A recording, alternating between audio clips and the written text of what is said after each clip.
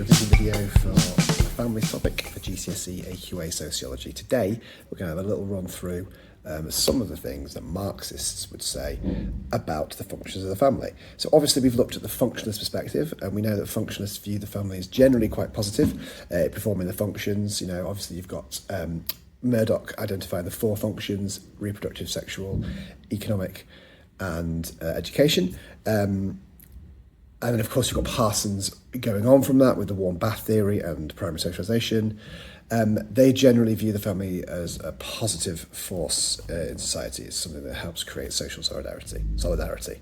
Marxists, on the other hand, being a conflict theory, don't necessarily agree. They would argue that the family performs negative functions for society and contributes to the conflict inherent to society of the class system. They would view the family as part of the tools of the bourgeoisie to oppress the working class.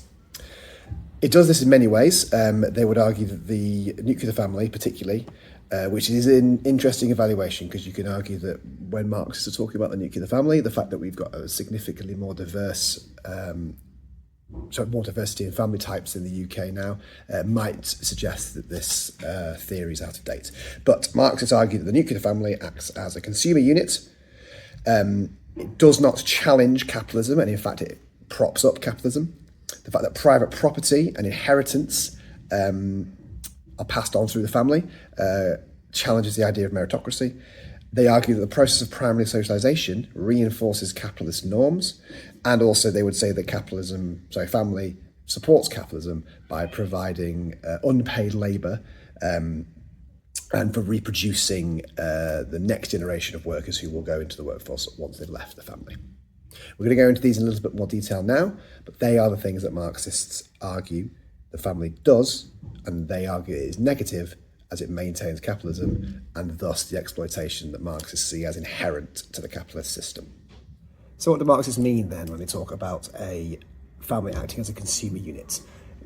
Essentially, it's very simple. Marxists believe that families are one of the core consumer units or core groups of people who consume things under capitalism. Capitalist businesses will market things to families as necessities, things that they need, and that in turn props up capitalism by creating the need and creating someone who is going to someone who's going to buy that stuff. Obviously, Marxists view capitalism as negative. They view it as an inherently exploitative system. They view it as something that is negative for society. So, unlike functionalists, this contribution to the economy is not seen positively. They also argue that families make us compete with each other rather than cooperate. Marxists would argue that if we had a cooperative or communal way of disputing wealth and spreading resources, that would be better, because that would be more communist, more socialist, more Marxist. But the nuclear family sort of privatises us and turns us against our fellow man, as it were, focusing all of our effort on maintaining and improving things for our family rather than for the community as a whole.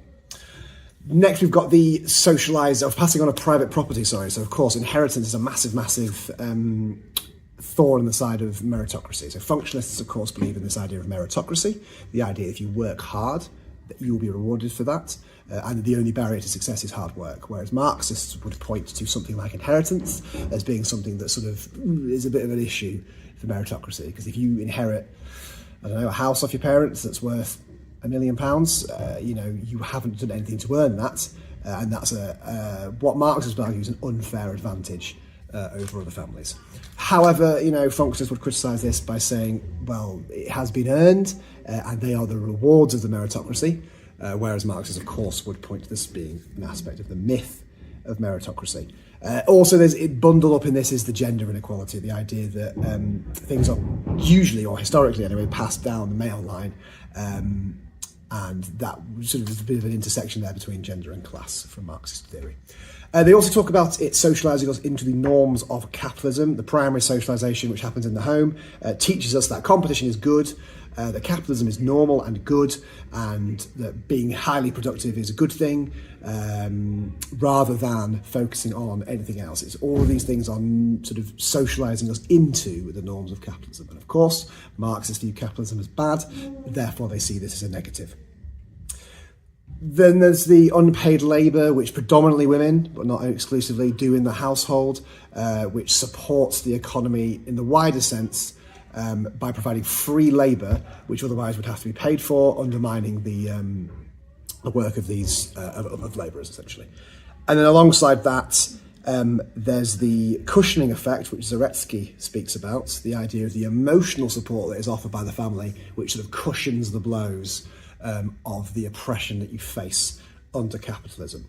Very similar to the warm bath theory, but entirely different. So the warm bath theory suggests that the family acts as something to help relax and wash away the stresses of life, which is good because it helps to stabilise your personality, as it would be said in the warm bath theory, whereas Zeta-Skeet's cushioning theory argues that that's not the case.